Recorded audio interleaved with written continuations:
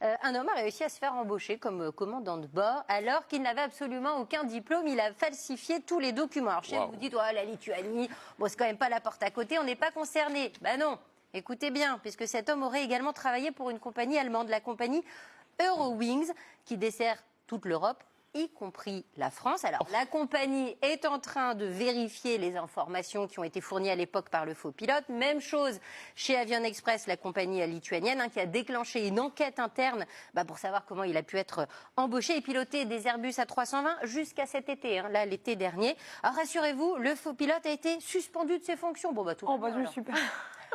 Mais pourquoi il l'appelle le faux pilote? Le mec, il a piloté, c'est jamais craché. Il a fait mieux que plein de pilotes qui ont des diplômes. C'est un petit peu l'histoire de la vie, en fait.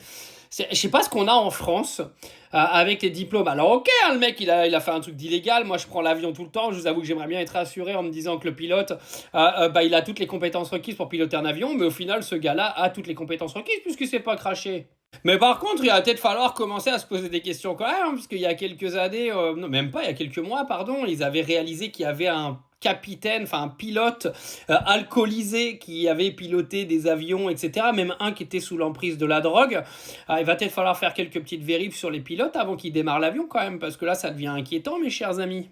En tout cas, je lui dis chapeau, bravo, parce qu'arriver à falsifier des papiers pour faire des faux diplômes et tout, et arriver à piloter un avion, c'est qu'il avait les compétences requises pour piloter un avion. C'était peut-être un gars qui avait des problèmes pour apprendre à l'école, tout simplement, et pas mémoriser. Parce que vous savez, il y en a plein des comme lui, c'est quand même un exemple, c'est-à-dire le nombre aujourd'hui de gens qui sont capables de faire des choses, mais qui n'arrivent pas à se concentrer pour passer des diplômes, il y en a un paquet, et on passe à côté d'un paquet de talents. Mais du coup, c'est bon, il peut l'avoir son diplôme, il l'a passé en validation des acquis, là, la VAE, elle est validée, les gars. Le mec a piloté des avions, il s'est jamais craché, mais donnez-lui son diplôme au lieu de lui dire qu'il faut lui retirer. De toute façon, vous n'allez pas lui retirer, il en a pas. Donc, un peu con, ça, non? Et moi, le gars, il a fait ça, je lui donne une médaille. Et son diplôme, je lui donne, et je lui donne même le diplôme qui valide le plus au monde. Il peut aller piloter chez Emirates, s'il veut. Mais en France, vraiment, il va falloir que vous arrêtiez avec cette mentalité d'abruti mental. D'accord? Parce que un bout de papier, ça fait pas des compétences. Quand est-ce que vous allez le comprendre, ça?